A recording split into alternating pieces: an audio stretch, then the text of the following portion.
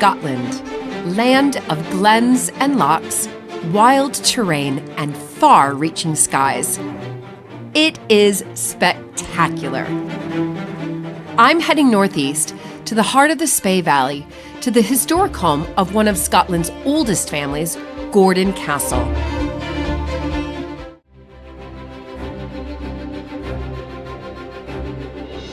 When I married into the British aristocracy, it was the start of a wonderfully exciting journey.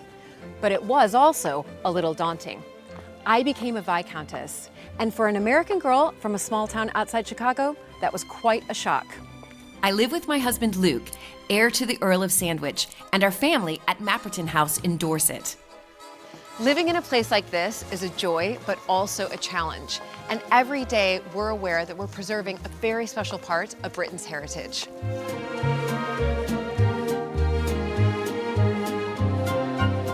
Mapperton has opened up an extraordinary new world for me, and I can't wait to share it with you all.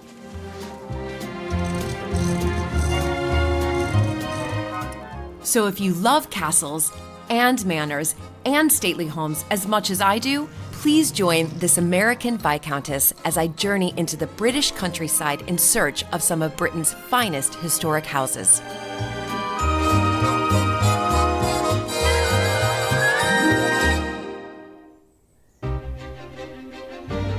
Gordon Castle, once one of Scotland's largest houses, is the family home of the Gordon-Lennoxs, and I cannot wait to find out about its history. Hello! Hello, hello. How lovely to see you again. It's so nice to see you. It's just brilliant. Oh, right, and look at, I keep saying I bring the sun, or maybe you brought the sun for me. You're very lucky. It's not always like this. Oh, I don't know. Although Angus persuaded me to come and live here by saying it was the sunniest place in Scotland, which is probably true. It's a relative term, though. So tell me just a little bit about the history of Gordon Castle. My forebears built a castle here in 1460 or something, but didn't live here. It was just one of their many houses, and were actually based in Huntly. But when the Huntly Castle started to fall down, about 1690, they moved here and made this their principal residence. But it wasn't big enough for them, even though it was really quite big. But was this originally built, because to me, as I look at it, it looks like a real fortress. Was it built to defend? Well, I think the original bit was the built tower to defend. around the tower. Right. But actually the fourth Duke of Gordon decided to turn it into a show house. So he extended it enormously, and actually, because it was all rather romantic, he put the battlements on. There weren't really any battlements before and that sort of stuff. But he turned it into an absolutely huge house. And you can only see about a fifth of it now, because my grandfather knocked it all down. So at its heyday, which was from the 1770s until about the 1940s, it was 569 feet long. So it was a huge place. And we're a bit relieved that it's not that big anymore.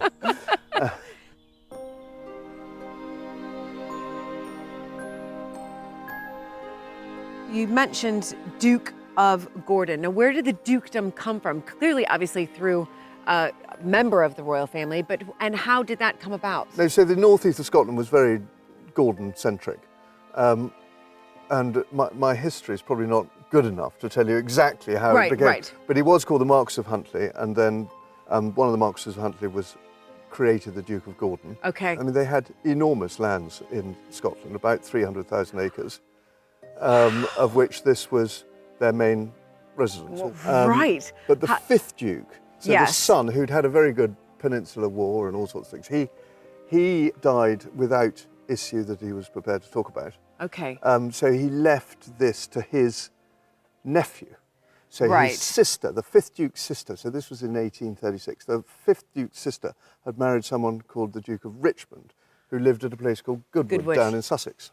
Of course. And his son, the then Duke of Richmond, inherited all 300,000 acres and this place, and they lived part of the year up here and part of the year down at Goodwood. So this was brought into the Goodwood family. Yeah, got you. And then roll on a century, effectively. Right. And there'd been massive death duties and all that sort of stuff. Roll on a century, and all the Scottish lands were sold in the 1930s and 40s. Okay.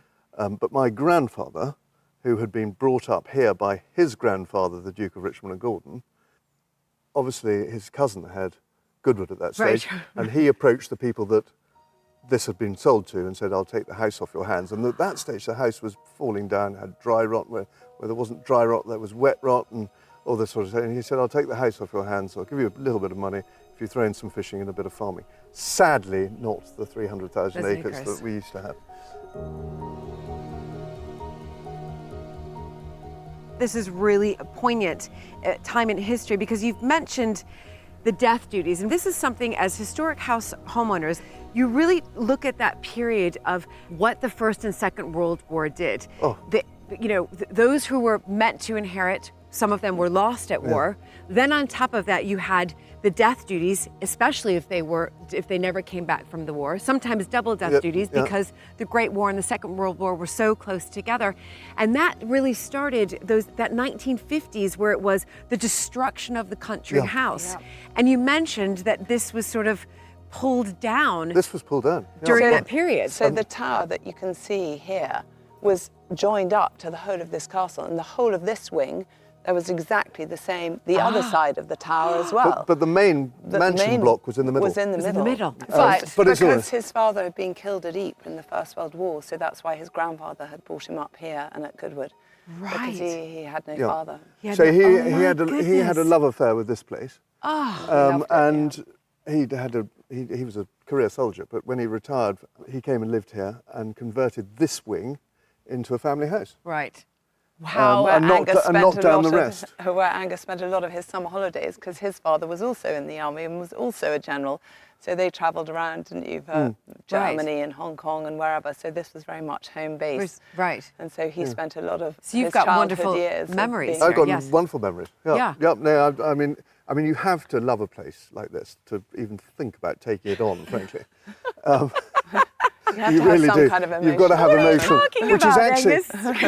which is actually why we did what we do to the castle. So we had great fun. We did it up to within an inch of its life. And it wasn't great fun replumbing, rewiring in the middle of the winter where we could only have site meetings with the builders for 15 minutes in the castle because it was so cold that it was actually 6 degrees warmer outside than it was inside the castle with no heating, no whatever. So you've been able to evolve it as a couple into making it, and that's what we have many of us had to do. Economically viable is the bottom line. We've got to A, try and make it economically viable, B, it's too big for just two of us. Our children are grown up and living in the south. So what we do is we rent it out to fishing parties and wedding parties and all sorts of corporate entertainment and things like that. But we keep some weeks back. So the week after next, we'll be completely full of all our children and their friends. Right. And frankly, that's why we do it. Right. But the reality is the roof needs to stay on. Yes. We've got to pay the people that look after the gardens. We've got to pay the groundsmen and all that sort of stuff. And the upkeep. Just the maintenance and the upkeep of stonework, of floors, of, the windows. I know. The everything. And but it was worth those sort of 15-minute in the freezing cold meetings to replumb, to rewire, to redecorate, to get the furniture so that you've made it. Yeah, but which also is great. it's really important that these houses are lived in. You know, that's what gives it its uniqueness, is the fact that it's full of, laughing teenagers or tiny children, or I've got granddaughters now who are coming up and learning how to fish and running around the castle, and it's really exciting. And then for sort of paying guests, it's of giving them a taste of being really beautifully looked after in a really beautiful surroundings. And they can take those memories away with them as well. And we love seeing that. We love seeing people enjoy the castle as much as we do. Fantastic. Brilliant. So should we head in? Yeah, well, why don't we go this way? Okay.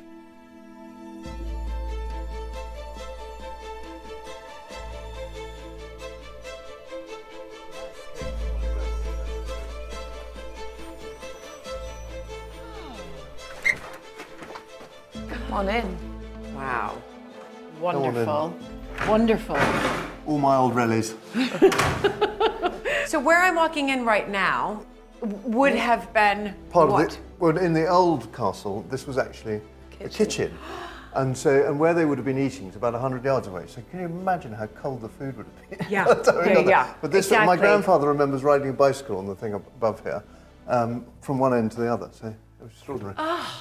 You've converted that into just sort of... actually, my grandparents converted it into a hall. into the hall. Yeah. And they put this staircase back in because the staircases had all collapsed. This is rather a grand room, and the reason it's a grand room is that, with these pillars, etc., is that this was the Dowager Duchess's apartment here. I mean, it looks properly done up. This is the two of you, is that right? Yeah. Wow. And then dotted around. So that is the 5th Duke of Gordon. So that's the 5th, and he didn't have any heirs, is that right? He had no heirs. He was a general, and he helped raise the Gordon Highlanders together with his dad and his mother, actually, who's called Jean, Duchess of Gordon. And then the next one is my great-great-grandfather, who's the 7th Duke of Richmond and Gordon by that stage. Okay. And this place was absolutely in its heyday when he was alive.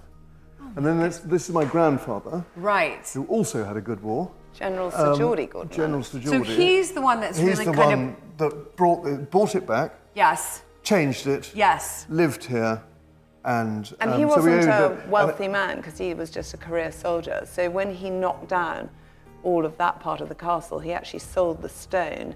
No, he sold the lead off the roof. And the lead off the roof, which then put the roof back on this part of the castle. Yeah. Clever. And built the staircases and built back. the staircases. But it's quite fun. He has always had a very beady stare. And sometimes when you're out there in the garden, you can see through all the way through. And he's always watching me.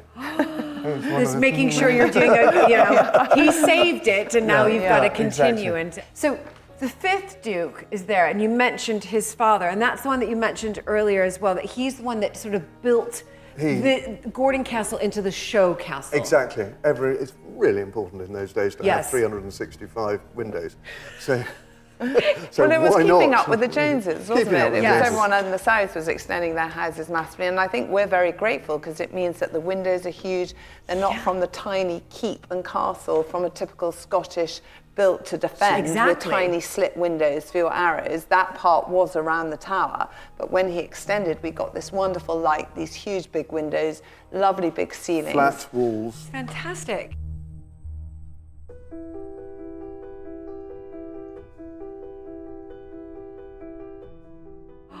Experience the past like never before with History Hits award-winning original documentaries and ad-free podcasts with our expert historians like Dan Snow, Susanna Lipscomb, Lucy Worsley, Mary Beard, Tristan Hughes and myself, Matt Lewis. Sign up for an exclusive discount using the link in the description and embark on your historical journey from the wonders of ancient Egypt and the life of Anne Boleyn to the rise of Napoleon Bonaparte and the discovery of Shackleton's endurance. Get history wherever, whenever, exclusively on History Hit. Oh, this is lovely. Absolutely lovely. So and a lot of Scottish houses had these entertaining rooms upstairs, but it is also why we do have a bit of an odd layout in the castle because it was the kitchen downstairs. So to try and get it up to how people live today means that we've got some bedrooms downstairs, some bedrooms upstairs. Right, so commercially speaking, if I were to come here as a guest, I can hire out, rent out. We don't rent out rooms, so this is not a hotel. Right, take the whole house. That's what I mean. So we want people to feel that they are genuinely living here. At home. At home for their week. So it's fully staffed and fully catered. It's quite high end. So again, during the stay, we try to cater for everybody. So if you want to be beautifully looked after with a butler, with a chef, with people making your beds, then you can stay in the castle. If you want to do self-catering, you can take one of our wonderful cottages dotted around the estate. One of those cottages, which we did up last year, is called Kennel's Lodge, and that's where the original Gordon setters were bred. Tell me about this. So that really does come from your family Well, name. it does. But they are mad dogs. So the Duke said when he bred them, he said he wouldn't take them shooting until they were at least 3 or 4 years old because they were a bit scatty and they weren't trustworthy on the moor. We're so they being need asked, a lot of exercise. We're forever being asked as why we haven't got a Gordon setter. I was just about to ask you that. We will one day. I'm absolutely planning it now. We're just about to hire a new gamekeeper. Right. And he is going to be the lucky recipient of a Gordon setter puppy. Fantastic. Now, the walled garden. As I'm in here, where is that in relation to straight on? So it's about a quarter of a mile that way. Okay. Oh, wow. So it's a nice, good Yeah. jaunt. But there was So what we can see now is the garden that Angus's grandmother laid out to be in the front of this house. Okay. Originally, everything was focused on the tower because that was the centre of the castle. Right. So there was an incredible path called the Broad Walk, which led you up to the walled garden. And the reason the walled garden was so big was because obviously back in the day, it was like feeding a village. So you might have invited, your 12 friends to come and stay, but they didn't just come 12 friends like we do now. They brought their butler, their maid, their housemaid, the stable boy, someone to look after the coaches. So the downstairs, like in Downton Abbey, the downstairs was actually probably bigger than the people upstairs by some considerable margin. So the reason that the walled garden was so large was because it was feeding a huge amount of people. Right. And so the path to the walled garden was focused on the tower. So can we head up there and have a look? Because that is really something I want to talk to you both about.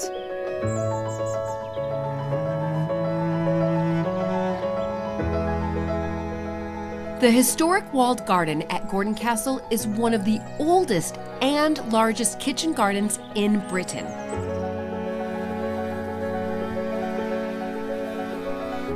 Its renewal and redesign is Zara and Angus's inspiring vision to help secure the future of this stunning home and estate.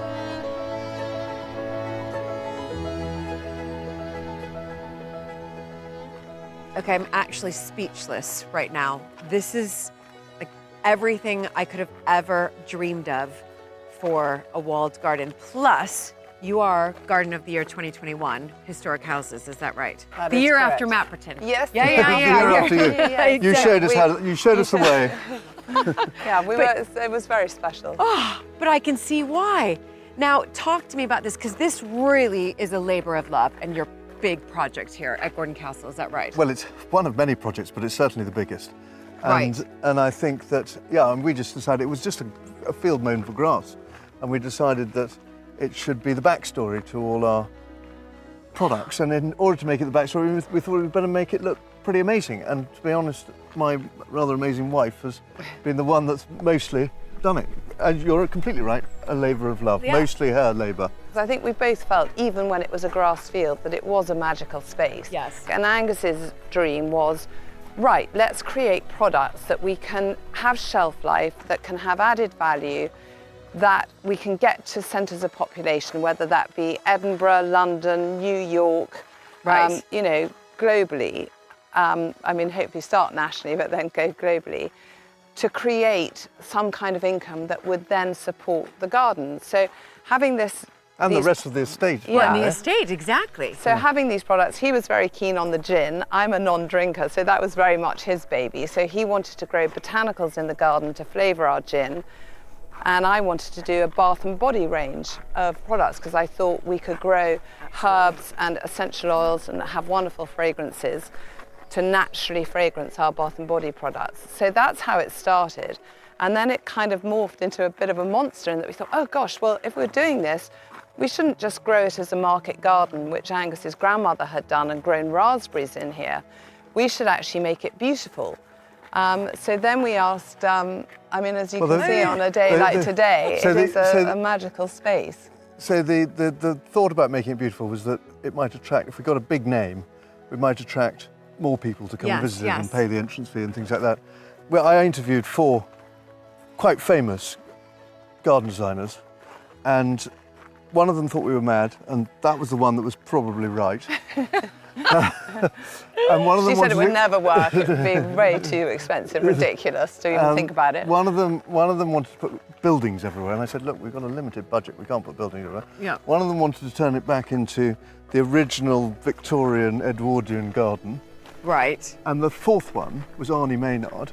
So I realised suddenly that actually not only was he a rather inspirational designer, but he was a really keen kitchen gardener. But also, we decided that, can you imagine, you're faced with 8 acres, a completely blank canvas, And I'm not a trained horticulturalist, so I would have probably done, a little bit here and then a little bit there, and by, 10 years later it would have looked a complete mess. So we couldn't afford to have someone build a sort of instant Chelsea garden, but we did want to have a template, a master plan to work to. So we knew that we couldn't afford to buy very mature trees. Everything was going to have to be a tiny plug plant because, the lavender, we needed 3,000 lavender plants. So we had to buy them as tiny plug plants because that was all we could afford. So we knew it was going to take between 5 and 10 years for the garden to be built, just doing the hard landscaping. I mean, which we still haven't finished. We've laid 48,000 bricks just to do the edges of the paths. I'm sorry, can you repeat that number? So 48,000 bricks just to do the edges. So there's 2.5 kilometres of path within this garden. So 2.5 kilometres of path. But do you feel a great sense of walking through here now, this great sense of satisfaction? I know it's really hard work, and from what I've been sort of told as I've been walking around is you are sort of on your hands and knees in the dirt. I do count myself as a gardener. Yes. I am part of the gardening team. Yes. And if I'm not here, 40 hours a week less weeding is massive. So yeah, I do count myself as a gardener. And what's interesting is when you're working in the garden every day, all you see is the stuff you haven't quite finished or you need to change or you haven't done all the weeding or the mess or the whatever. Whereas when people like you come and we have to dig out some old photographs of what it was like as a grass field, that's probably the only times that I really think, wow, it does look like a garden. So for years and years, one tiny square looked a bit like a garden, but the whole rest of it was a mound of earth, diggers, it looked like a building site.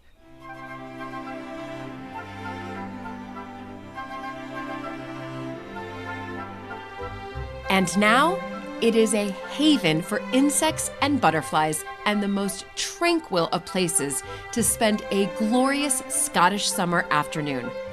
What a spellbinding transformation.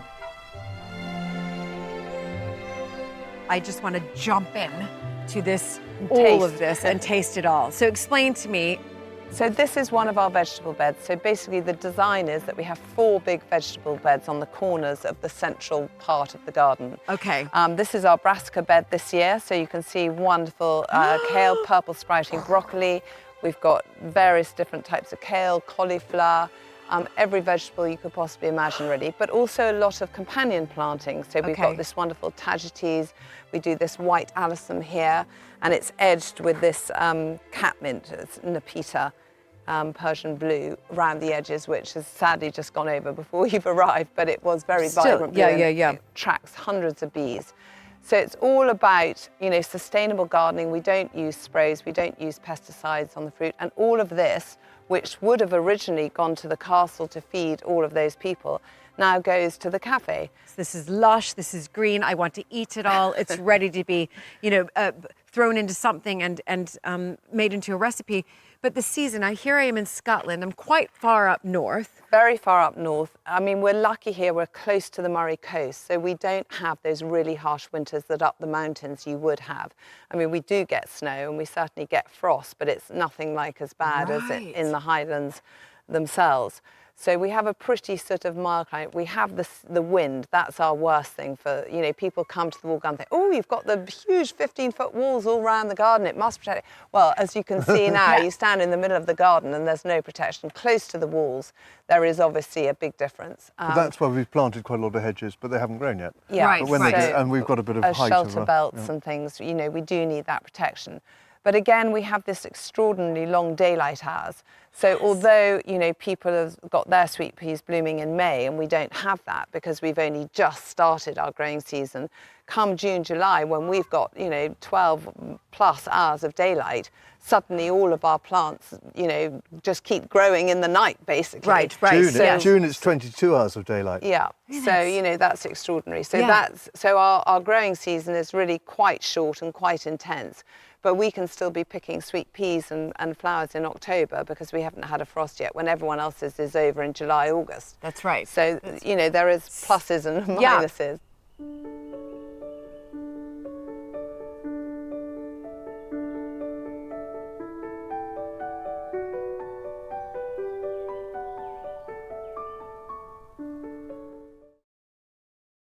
I mean, I feel like I could spend weeks here. Well, we'd love to have you. Yeah, bring your gardening gloves. Yeah, yes. Well, I might have to learn a few things from Zara, that's for sure. Come down. Okay. So these are all our cut flower beds, and as you can see, they're colour themed. So we have 2 on this side of the garden and 2 on the other side. They've all got wonderful, rather romantic names. So this is Icy Glen, and we've got Scotch Thistle and Glowing Heather and Golden Peat. But this is sort of whites, yellows and greens, right, with a sort of touch of lavender and these wonderful rows of sweet peas. So I love sweet peas. We grow a row in each of the cut flower beds, okay, because I love the scent so much. You know, we are trying to be more sustainable in our garden in the same way everyone's trying to be more sustainable. So we grow these flowers, we try to sell them to local florists, we make up bunches weekly here and we sell bunches of flowers here.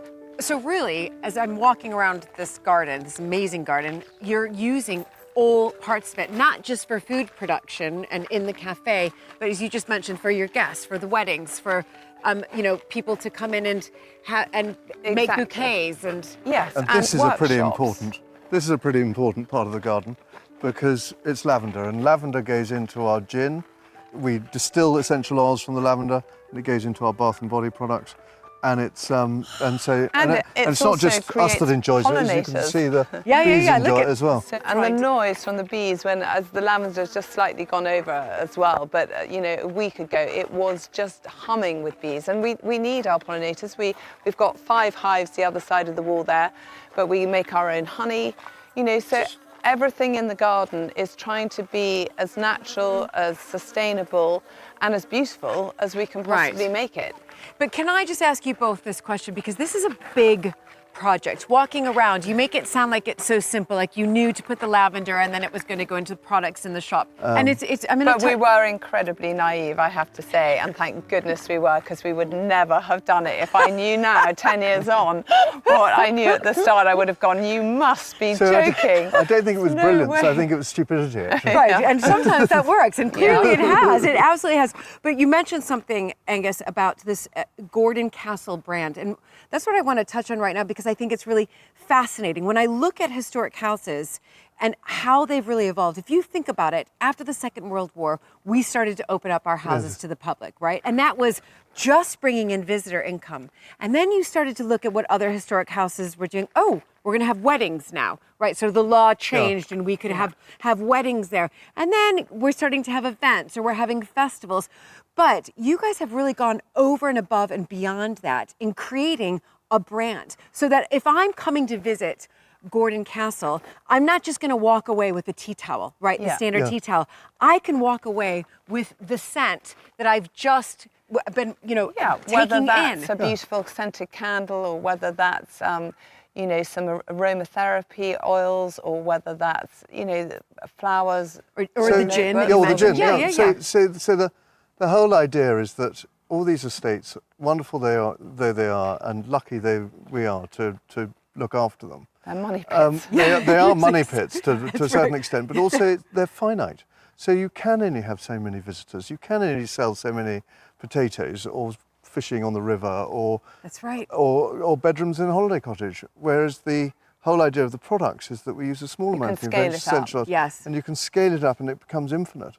And global domination follows shortly thereafter. Yeah, I'm 100%. I think you're definitely onto something here, and I think global domination will absolutely happen, no doubt. As I explored, head gardener Ed Ballum was hard at work. But I couldn't help interrupt and ask about the changes to the garden.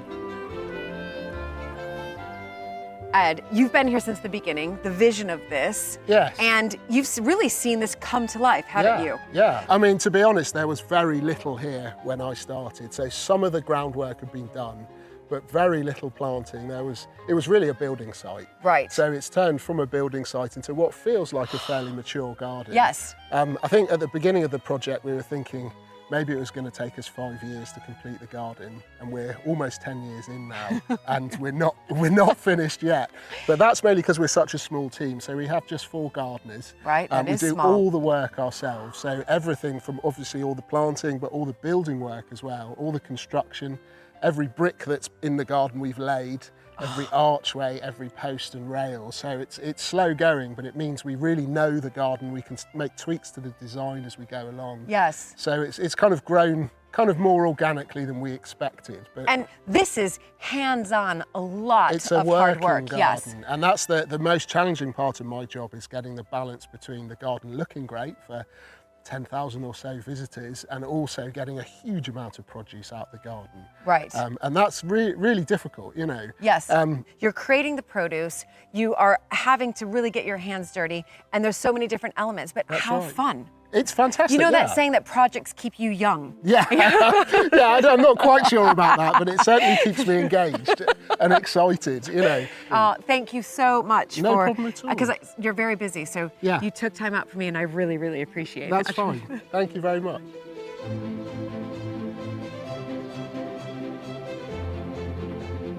After walking all 8 acres of the garden, time for some retail therapy with Zara. Zara, I do love a good shop, but I think Don't yours we is all? extra special, isn't it? Well, I think ours is a little bit more unique in that we've got so many of our very own products. We're not just buying in. I mean, obviously we do have a few of those, but most of our products do come with something emanating from the garden or something from the estate. So we do use our estate tweed on some of the notebooks and that kind of thing, but especially our bath and body range that you can see here, which is all fragrance with natural essential oils, which are taken from the garden. So Where do I start? well, why don't you try some of our hand creams? So this Okay. is got some of the lavender that you saw earlier. Okay. Why don't you try a little bit of that? I've put some on my hands, and it does smell. Oh, And I think you can tell it does have a sort of that natural smell from it. It doesn't smell like a sort of natural, you know, unnatural Oh my fragrance. that you get. goodness. No, it doesn't. It smells fresh. Yeah, so that's the flower garden range, which is quite girly, it's quite floral. And then we have a more sort of unisex range, which is the orangery, which is sort of more citrusy and Right. sort of orangey and lime. So you could probably smell one of these candles. So you get that smell Yes. from the orangery candle and that. But what is just absolutely astonishing is that it's not just for your shop here. This is a bigger scale. You're going hotels, you're doing Airbnbs. You know, this has been really fascinating because this has been a steep learning curve for us as well. You know, neither Angus or I were in the branding business, or, you know, what type of lid did you want, or what type Yes. of, our logo obviously came from actually an old prayer book. So this G we found on an old prayer book. And then by fate, we were looking for some stone for the children's play area. And we went to the rubble of stone that Angus's grandfather had knocked down. And we found this wonderful G engraved on a piece of stone. So we thought, well, it's fate, that's going to be our logo. So Yep, it's a that is our beautiful Gordon Castle logo. logo. Thank you, Zara. This is incredible. Not and at all. I'll We'd love definitely showing you around the garden. So Sure, I'll be stocking please up. Come back again soon. I will.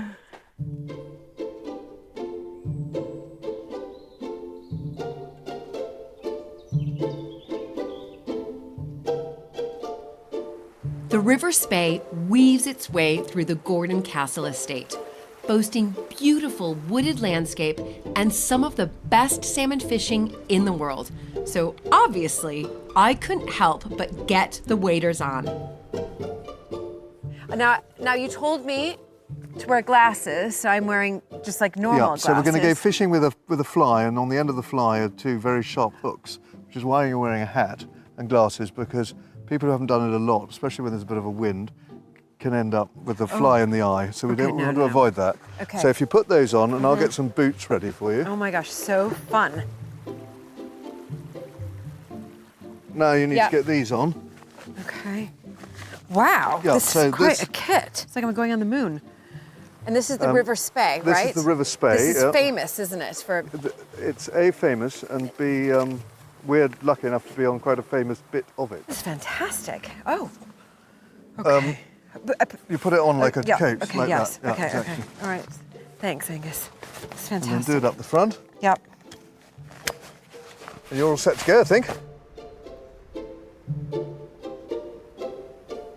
Right, come on then, Julie, let's go and find Lewis, and he's going to show you the ropes. This is Julie Lewis. This is Lewis, Nice one to of our meet you. gillies. Nice to meet you. Yeah. Oh my goodness. So I've only done this once before. Yep. And I was taught to do like tick tock, tick tock. We'll get you taught the right way. Okay. There we are. Okay. So this is the beat here, right? This is our beat. Yes, this is one of my main pools called Alt Darg, named after the burn that comes down there. Alt Darg translates in Gaelic as red burn. Guess where they got the red from? Love that. There you go. That's Yeah, we're pretty gonna have a quick go perfect. down here. Okay.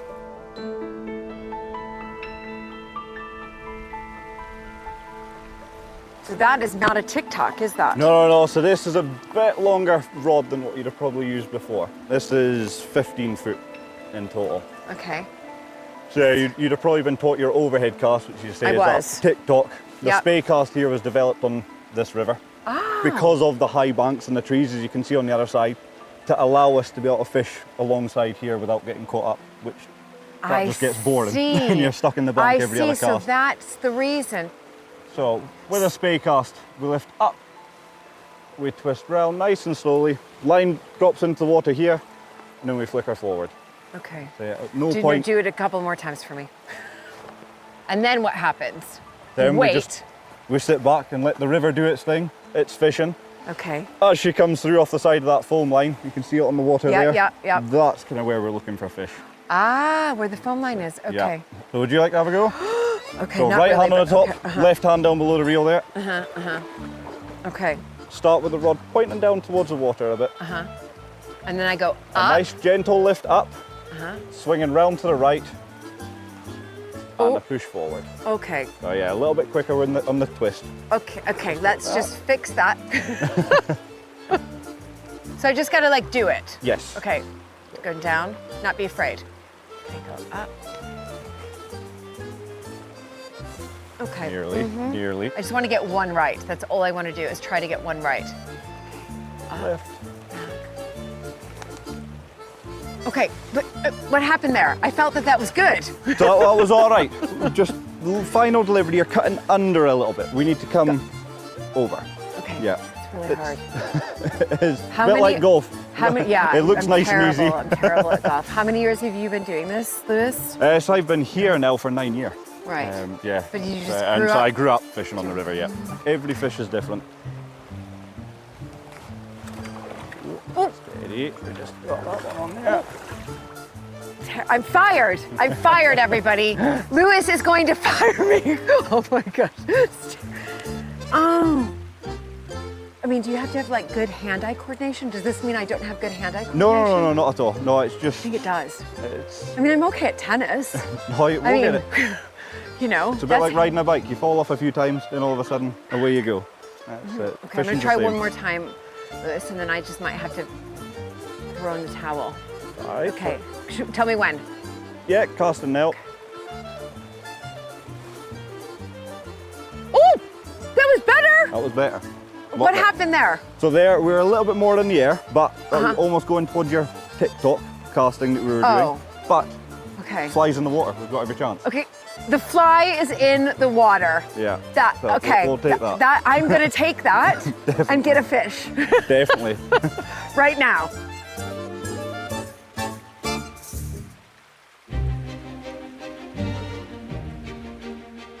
What a simply amazing visit. Gordon Castle is an absolute gem, and I hope to return in the future.